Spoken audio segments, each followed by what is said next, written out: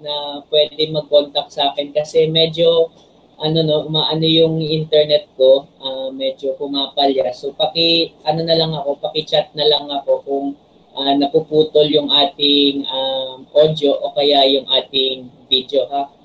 Pakisabihan na lang ako, ha. Si Kuya MJ, ha. Saka si Ate Sara. Sige. So share ko lang ulit yung aking window. Yan, sige. Thanks, Sarah. Okay. Okay. Nakikita na ba? Kita na ba? Kita na po. Ayan. Thank you. Opo. Sige. So, kagaya nga ng sinabi ko kanina, no, ito na yung kung ipagkakaloob ng Diyos, yung pinakahuli na ating tatalakayin sa series na to, at kagaya nga din na nabanggit ko kanina, ang pag-aaralan natin ay maikli lang na kwento ng buhay ni John Patton, pero kung makikita natin, no, ito ay siksik sa mga maraming karanasan na masasabi natin, no, hindi siya kagaya ng madalas na nararanasan ng ibang tao. So, what John Patton experienced in the hands of the cannibals somewhat deviate from the common experience, from the common life of Christians and even missionaries. Okay, so yan si John Patton, na ang ating pagkakakilalan kay John Patton is that he was the pioneering missionary who was sent to the cannibals in the islands, in the chained islands in the Pacific, sa New Hebrides, So diyan pinadala itong si John Patton to minister, to become a missionary to the indigenous people, to the local populace in New Hebrides. Okay? So yan si John Patton, at ang gusto lang natin sa pag-aaral na to is ang nais natin is to follow John Patton's example of biblical courage. So yeah, kung may masasabi tayo na significance of this study, we want to imitate John Patton's courage, yung kanyang katapangan in spite of the threat na mawawalan siya ng buhay. At may kita natin, doble, masasabi natin, na mas mabigat yung panganib na kinakaharap nitong si John Patton because he endangered his life, na masasabi natin, hindi lamang kung siya man ay mamatay, siya ay, kumbaga, mapapanaw sa isang mapayapang pamamaraan, kundi ito yung threat, ito yung maaring mangyari sa kanya, na kainin siya ng mga cannibals. Okay, so may kita natin, there's this threat not only to lose his life, but also to suffer, to experience a painful death, mapait na kamatayan. So even in spite of that great danger na kakaharapin itong si John Patton, may kita natin yung kanyang katapangan. Okay? So ang madalas din nating nagiging outline, unang-una, ilalanin lang natin si John Patton, yung kanyang naging karanasan, yung kanyang misyon, at iilang mga pabaon na practical na mga application sa atin. Okay?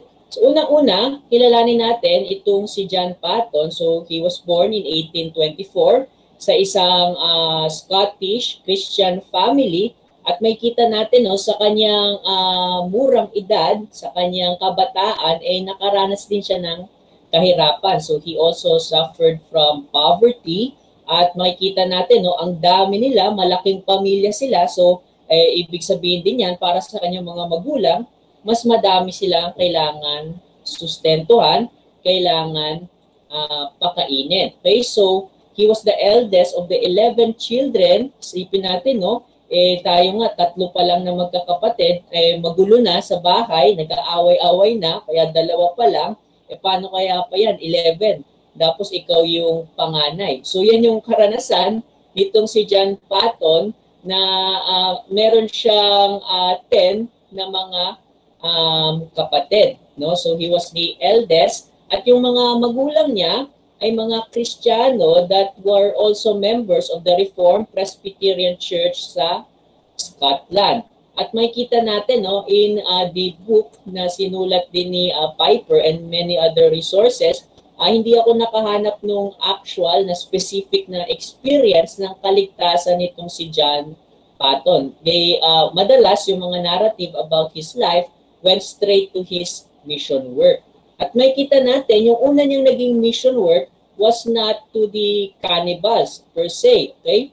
Ang una niyang ginawa ay isa siyang naging city missionary. Okay? So he was trained in Glasgow at dito he worked in the inner slums of the city at habang siya ay nagministeryo sa mga tao dito sa Glasgow, he continued to work in a stocking making business. Kasi yan din yung naging trabaho ng kanyang ama. So ang kanyang naging unang misyon ay sa syudad, He was faced with this urban condition or urban circumstance of the slums. Sa mga may hirap din, ito si John Patton, dito niya din unang idinala yung mabuting balita ng kaligtasan sa salita ng Diyos. Okay, so yan ang kanyang early na karanasan. So for 10 years, he was a city missionary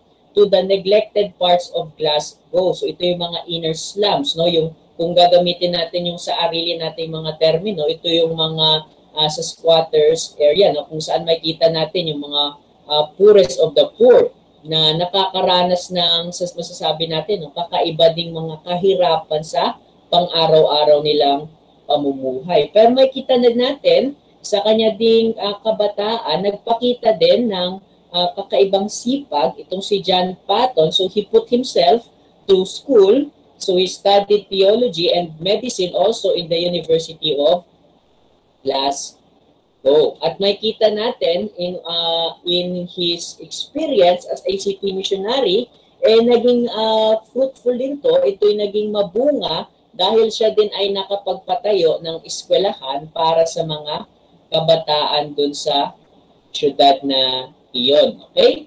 So yan ay yung kanyang karanasan sa kanyang kabataan, and noong 1858, he was officially ordained as a missionary. Okay, so ito, kung i-estimate natin, siya ay mga 30 plus, medyo matanda na din, may advanced na din yung kanyang karanasan bilang isang missionary. Ngayon, ito ang naging bago niyang hamon sa buhay. He was to be a missionary, not to the city, to the urban circumstance of Glasgow, but to the chained islands in South Pacific Ocean in the island of Wala or Uri. Yun yung New Hebrides. Diyan siya pinadala. Okay? So yan ang kanyang naging mission. At may kita natin, so yun ang buhay nitong si John Patton, the missionary to be sent to the chained islands in the South Pacific Ocean in the island of Wala. So ano yung konteksto? Ano naman yung makikita natin dito sa lugar na ito? So kung makikita natin sa mapa, napakaliliit ito ng mga isla na magkakadikit-dikit. So yan yung makikita nating binibilugan dito sa ating mapa, at it was discovered in 1606. So, masasabi natin, recently din ang kanyang pagkakadiskubre dito sa mga isla na ito ng isang Spanish explorer na si Ferdinand de Quiros. Okay, so he discovered this chained 80 islands. Okay, so madami din itong mga isla that stretched across 450 miles in the South Pacific. So, it was later renamed by Captain James Cook in 1773 as the New Hebrides. Okay? So yan ang lugar, makikita natin, So maliit lang sa gitna, ng ng Pacific Ocean, at ito ay at that time very isolated, at kung ikukumpara natin with their standards in their contemporary context, masasabi natin that the people also who were living in these islands were quite, kung babanggitin natin, primitive, primitive if we compare them to the Western civilization. Okay? So, tingnan natin ngayon, sino ba itong mga nakatira dito sa mga isla na ito? Okay? So merong unang naging attempt, unang naging mission in 1839 kung saan merong dalawa na London missionaries who were the first ministers to earnestly attempt to bring the gospel to the local populace in this chained island. So they were to bring the gospel to the unreached people, pero sinabi dun sa account ng kanilang unang mission, these two London missionaries, nung una nilang pag-apak sa shores ng isla na ito, just a few minutes, sila ay pinatay ng mga tao doon, no, ng mga indigenous people, and they were eaten. Okay, so they were not only killed, but they were also eaten by the cannibals only minutes after going to shore. Kung baga, hindi pa masyadong pumapangpang, di pa sila nakakapag libot-libot sa isla, ay kaagad na silang napatay. So, dahil dyan, nakilala itong isla na to, naging notorious, kumbaga, na masasabi, delikado ang mga tao dito dahil sila'y kumakain din ng kanilang kapwa-tao. Yun ang ibig sabihin kasi ng mga cannibals. They ate their enemies. Okay? So, yan ang pupuntahan nitong si John Patton. So, they were cannibals and they occasionally ate the flesh of their defeated foes. At makita natin, one of the things that he recount in John Patton's autobiography is that the local people living within these islands, they also practice infanticide. No? Ito yung pagpatay sa mga bagong sinilang na mga kabataan, mga sanggol, na kung sabihin natin, minsan, kung isi-search natin yung ibig sabihin ng infanticide, it is usually practiced as a way of controlling the population or removing some children who may have defects from their birth. Okay, so yung mga merong mga makikita nating natural na nakaramdaman sa kanilang pagsilang pa lang, o kaya ito din yung nagiging paraan para makontrola mo yung population. So yan ang practice ng infanticide. At also, meron silang commonality with the common practice in India na nakita din ni William Carey, yung practice ng sati, yung pag-aalay ng mga asawa na babae yung pag-aalay ng asawang babae kasama na sa pagsunok dun sa katawan ng lalaki na namatay. So the belief behind that kind of religious practice was that the woman was supposedly to serve the man, her husband, in the afterlife. So kaya, pag namatay yung lalaki, sinasama din as also considered as his possession yung kanyang asawa para mapaglingkuran siya in the afterlife. So makikita natin, one of the particular and general notion na nakita nitong si John Patton was that they worship in fear. Whatever they perform, religious rituals and practices, it was performed in service of fear. Kinakatakutan nila yung kanilang mga Diyos-Diyosan. And so, yung ganitong violente na mga kaganapan, mga ritual, it was to appease the supernatural evil entities, mga spirits, at para sila ay pabayaan at ipagpala. Okay, so they were always fearful for their lives. So they had these common practices to serve these evil spirits na kanilang kinakatakutan. Okay, so yan ang pupuntahan nitong si John Patton. Ngayon, ano yung naging kanyang mga karanasan? Unang-una, he was faced with criticism at yung kanyang natanggap na kritisismo ay mula din sa kanyang mga co-elders, mga fellow ministers niya, at yun ay si Mr. Dixon. At dito, ito yung naging nakilala na statement na sinabi dito kay John Patton. Nasabi nitong si Mr. Dixon, you will be eaten by cannibals. Sinasabi niya, anong ginagawa mo dyan, Patton? Ba't ka naman pupunta dyan? Kakainin ka lang ng mga taong yan na kung saan gusto mong dalhin yung yung mabuting balita ng ebanghelyo. Makakain ka lang.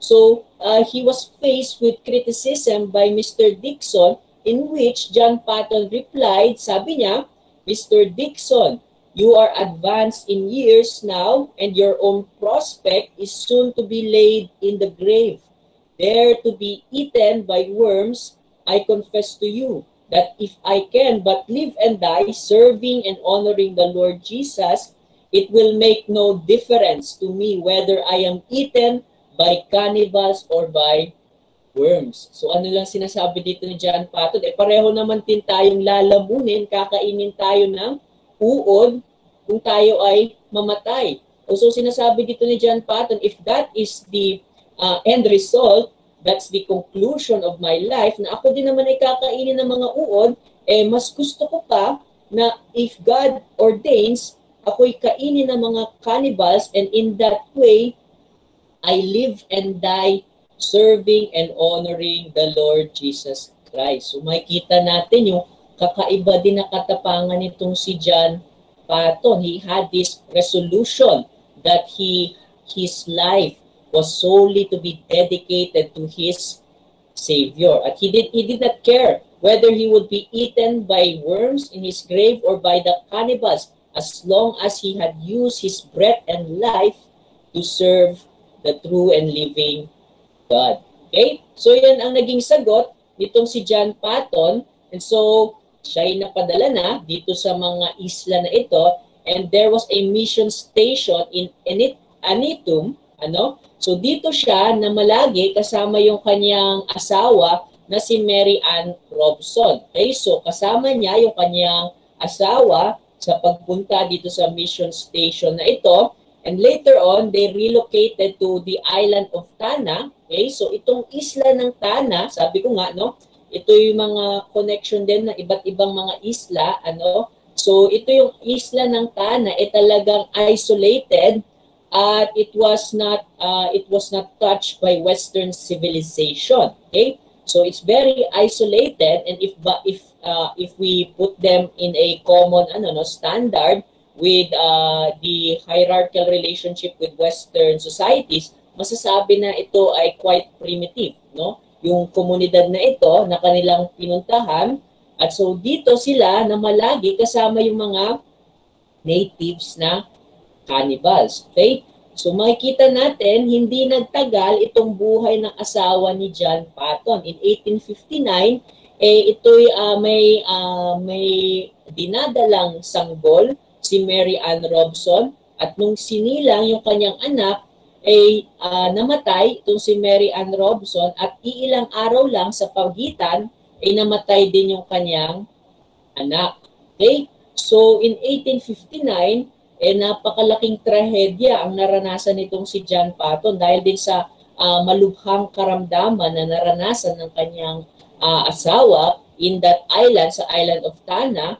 So namatay yung kanyang asawa at namatay din yung kanyang anak. So makita natin, Patton was alone for 4 years to persuade the local natives in the island of his own way of thinking, to persuade them to worship Christ, who is far merciful than all the deities, all the evil spirits in which they had prescribed their rituals, their worship in fear. Okay, so for 4 years, imagine natin, ito si John Patton, wala siyang ibang kasama kundi yung mga natives na hindi niya din alam kung siya pa'y buhay kinabukasan. Dahil nanganganib araw-araw, oras-oras ang kanyang buhay, living with these hostile natives. At makikita natin later on, it was fully realized in 1861, nung dun sa kanilang kapitbahay na isla, merong mga misyonaryo, mga Canadian missionaries who were murdered. So ito yung Canadian missionaries namatay, pinatay ng mga native cannibals, and so yung mga local natives naman sa isla ng Tanna, nung narinig nila na napatay itong mga misyonaryo na to, lalong lumakas yung kanilang loob na patayin din itong si John Patton. Kung akaya pala, napatayin pala yung mga Canadian missionary doon sa ating kapitbahay na isla, yun din gawin natin dito kay John Patton. And so, hinabol itong si John Patton at muntik na din siyang patayin at kainin ng mga cannibals na ito. So he was only able to escape from Tana at sa proseso ng kanyang pagtakas mula sa isla na ito, nawala lahat ng kanyang kagamitan. All his possessions was lost because of the pursuit of the natives to take his life. So nawala ang kanyang mga kagamitan, ang nakuha niya lang ay yung kanyang Biblia at yung iilang mga translations na ginawa niya, translations which he had made into the island's local language. So yun lang yung nakasurvive. Yun lang yung nadala niya. So saan ngayon pumunta itong si John Patton? So he reached New South Wales. Okay? So dyan siya pumunta, nakatakas, at dito makikita natin that he walked into a church and pleaded a few minutes of hearing, at dito nagsalita siya sa isang congregation to encourage them to provide funds and efforts to actually give or fund missionaries to be sent to the islands in the Pacific Ocean dito sa kanyang pinuntahan. Okay, so kumbaga ito yung naging bago niyang naging mission. Okay, siya ay maghahanap ng mga simbahan that were also willing to fund missionaries to go to the native cannibals and actually serve as missionaries and bring the good news of the gospel to the natives. Okay? So yan ang kanyang ginawa, and in 1866 he was ordained as the minister and missionary of the Presbyterian Church of Victoria. Okay? So yan ang kanyang ginawa, and in 1863 to 1864, siya ay bumalik ulit sa Scotland, at dito niya napangasawa yung kanyang pangalawang asawa na si Margaret Whitecross. Okay? So si Margaret Whitecross, kanya naging kabagong partner, and he persuaded her to join him to go back to the Pacific as a missionary. Okay? So yan ang naging kanyang mission in South Wales, in New South Wales. He was to provide missionaries for each of the New Hebridean Islands and provide a ship for the missionary service. Ang gusto nitong si John Patton, sa bawat iisang mga isla doon, merong misyonaryo na magpapalaganap ng mabuting balita ng Ebanghelyo. So ngayon, in 1865, siya ay nagsettle in Aniwa. Okay, this is another island in the chained islands in the Pacific Ocean. Okay, so dito naging successful din yung kanyang mission, yung kanyang naging ministeryo. So after placing the new missionaries in various islands, dahil naging pinagpala din ng Diyos yung kanyang naging mission na kumuha ng iba't ibang mga misyonaryo na they were also willing to risk their life to bring the gospel to the local natives in the islands of the Pacific Ocean. So dito sa Aniwa, pagkatapos niya ihatid, kumbaga, he settled the missionaries in the different islands. So he settled in Aniwa. This is a small island kung saan siya ay naglikha din. He was able to build orphanage, and also he learned the local language and translated the New Testament, the Bible, and other catechisms and hymns. Okay? So makikita natin, this is one of his statements in his autobiography. Sabi niya, I claimed Aniwa for Jesus, and by the grace of God, Aniwa now worship at the Savior's feet.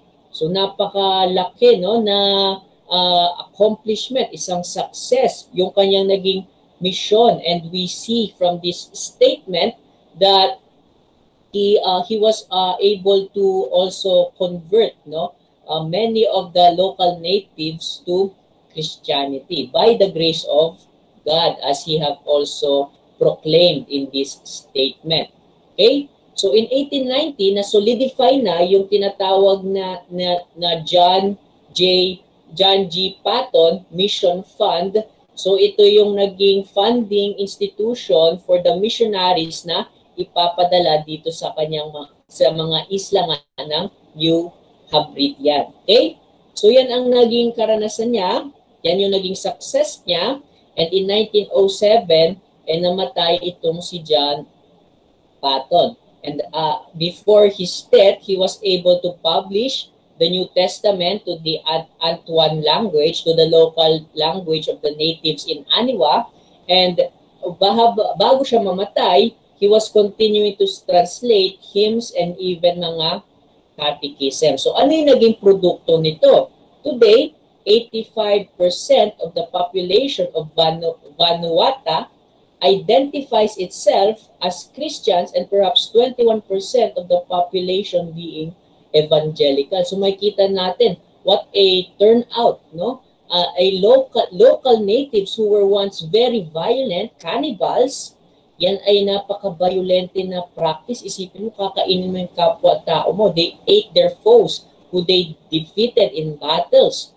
At makikita natin because of the ministry of John Patton and other missionaries who had come after him, funded by the John Patton Mission Fund, naging masasabi natin laganap ang Kristyanismo dito sa mga isla na ito. Okay? So yan ang naging karanasan nitong si John Patton. Ngayon, ano yung pwede nating makuha, no, ng mga iilang mga leksyon, mga application mula sa pag-aaral sa kanyang buhay? Kagaya nga ng ating binanggit na significance ng pag-aaral na to, the significance of the study, we also see in Patton's testimony, in his experience, in his Christian life, that he is an example of relentless courage in the face of danger and adversary. Napakalaking panganib ang kanyang kinaharap, pero makikita natin ang kakaiba din na tapang nitong si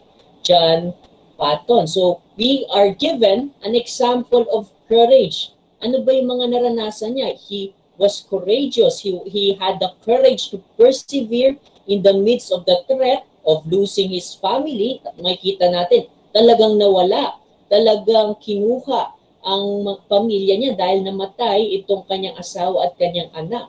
His possession, dahil nga he was being pursued by the natives after hearing the news that the Canadian missionaries were killed by their fellow cannibals in another island, nawala yung kanyang mga possession, and even his life, dahil siya'y patuloy na namuhay kasama itong mga local cannibals who already had the reputation of killing, murdering, and eating missionaries. Dahil yun nga din yung narinig na nila na balita dun sa mga unang London missionaries who came to the island, and just a few minutes after stepping on the shores of the islands, they were killed and eaten by the cannibals. Pero in spite of all that dangers na maaring kinakaharap nitong si John Patton, makikita natin ang kanyang katapangan. Ngayon, from the example of John Patton's great courage in spite of great adversary, in spite of great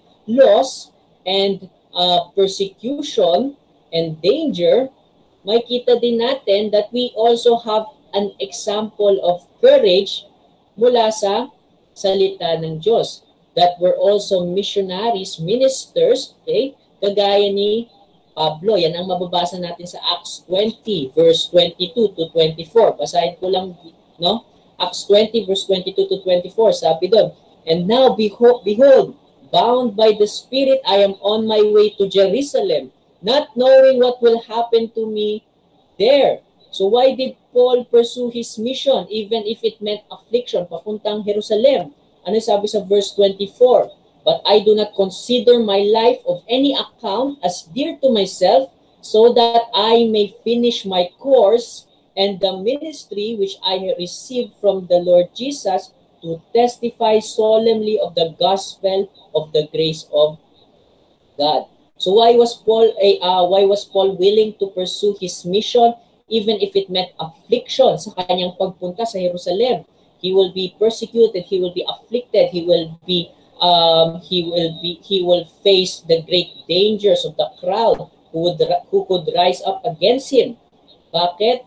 Because this was his resolved desire to testify solemnly of the gospel of the grace of God. Ganun din kay Kristo, we could also consider Christ as a missionary who was sent from heaven to die on the cross. Luke 9 verse 22 and 51, may kita natin doon again and again, it's repeated, the Son of Man must suffer. And Jesus knew what he was going to experience.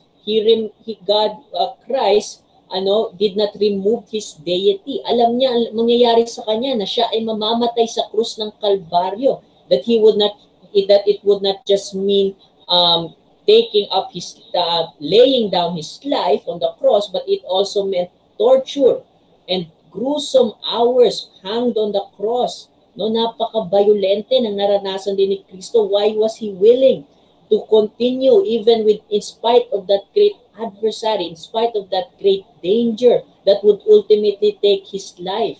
Alam niya yung napaka-dakila na biyaya na tatanggapin ng kanyang mga tao sa kanyang pag-alay ng kanyang buhay. So when the time came, Christ remained determined to go to the place where he will be killed. Bakit? He was fulfilling the will of his Father. So yun din ang punto natin. Just with Patton as our example, we have Paul and Jesus as fellow ministers, missionaries who is given to us as an example of courage. Courage that is based on the desire to glorify and honor God. So isipin natin, ano kaya yung driving motive? What pushed them to go forward with this mission in spite of great dangers that they would face in the mission field? It was this desire to glorify and honor God. So that is also something that we could imitate sa ating buhay Kristiyano, na sa ating patuloy na maaring paglakad sa buhay na ito, kagaya ng nabanggit kanina, it's a narrow road. We will be faced with afflictions. We may at times suffer trials and tribulation. Sana ito yung ating manatiling resolution. Nakatingin ang ating mga mata kay Kristo. We have this desire to glorify and honor God. Ngayon, tanong natin, ano kaya yung pinagkukuha ang bukal nitong si John Patton? Bakit siya nananatiling matapang? And also, we are given examples in the Bible ng katapangan ng mga kalalakihan at kababaihan. Even si Esther, isang halimbawa ng katapangan in spite of the threats sa kanyang buhay, sa dangers na maaari niyang kaharapin. Ano yung source ng courage? Ano yung source ng katapangan ng mga Kristiyano? Why was John Patton willing to and able to endure great danger and to strive to remain courageous in spite of the threats sa kanyang buhay? Ano yung sinasabi sa Psalm 23 verse 4? Ito yung napaka-familiar na verse, Sana memorize natin, Psalm 23 verse 4. Sabi ni David, even though I walk the valley of the shadow of death, I fear no evil. Bakit? For you are with me. Alam ni David na sa kanyang patuloy na pamumuhay bilang isang Kristiyano, nang bagamat sa mga panahon, it may feel like we are walking in the valley of the shadow of death. Parang na umaaligid ang kamatayan. Yan ang threat sa buhay nitong si David, Yung binibigyan niya ng litrato sa atin. Sabi niya, nananatili siyang hindi natatakot. I fear no evil. He remained fearless. Bakit? For you are with me. So what is the source of courage ng mga Kristiyano? The promised presence of God.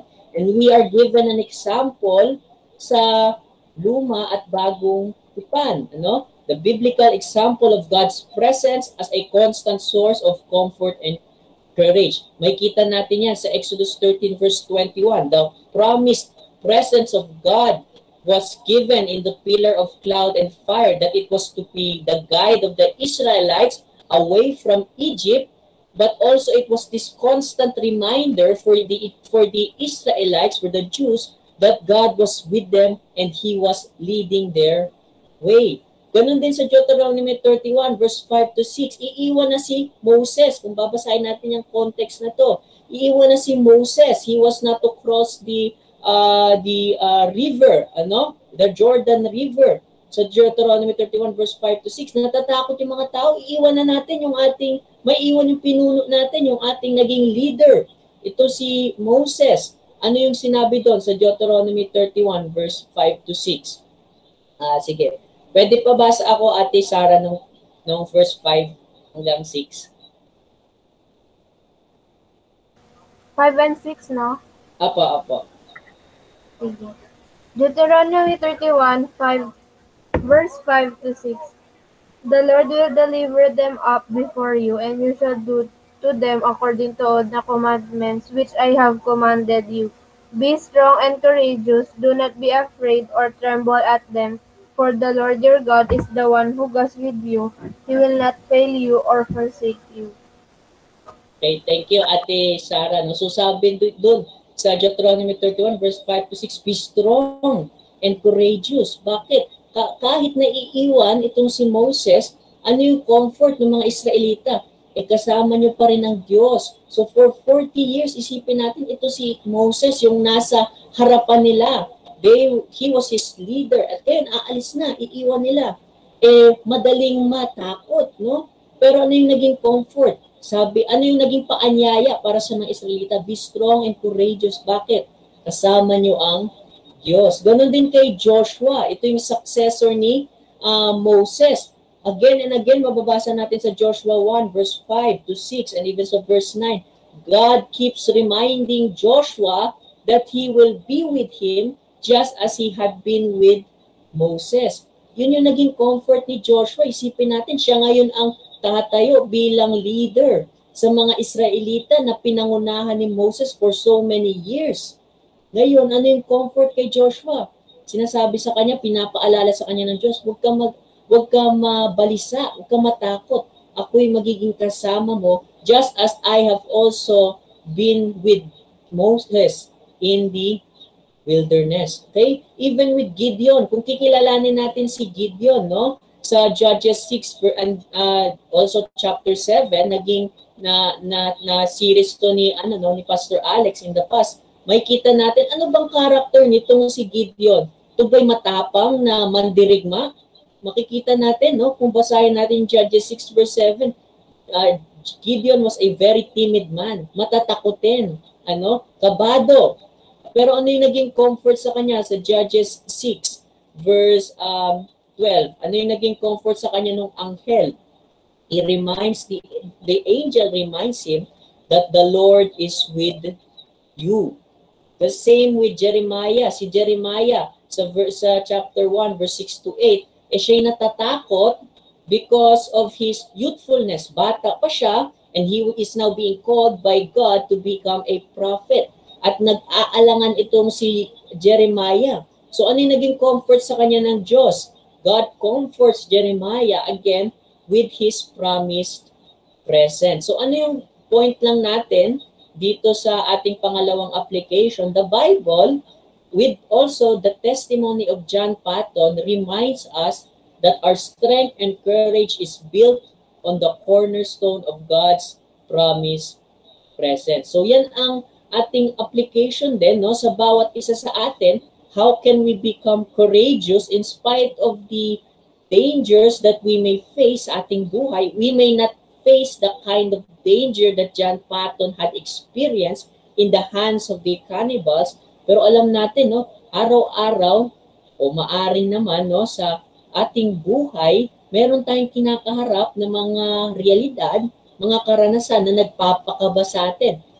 It gives us anxiousness sa mga pag-comply sa requirements sa school. Minsan nakakatakot, baka di ako graduate, baka maiwan ako, baka hindi ako makastep sa susunod na grado. These are all circumstances that may cause us to be anxious, no? Tayo'y kabahan. Pero ano yung magiging comfort para sa mga Kristiyano? yung pinapangakong presensya ng Diyos. Just as He had also been with Patton, with the disciples, even with Moses, Joshua, Jeremiah, Gideon. Yan ang Diyos na ating kasama, our shepherd who would lead us even in the valley of the shadow of death. At sa mga kaibigan natin, ito'y muli na paanyaya, ano? Kung sabi kahit na kilalanin natin, yung pinakamatapang na tao dito sa mundo, alam natin, mayroong mga panahon pa rin ng takot. Lahat tayo natatakot. It's a shared experience sa bawat isa sa atin. But what is your comfort, kaibigan, sa mga maaring kinakaharap na panganib, sa mga nagbibigay takot sa atin sa buhay na ito?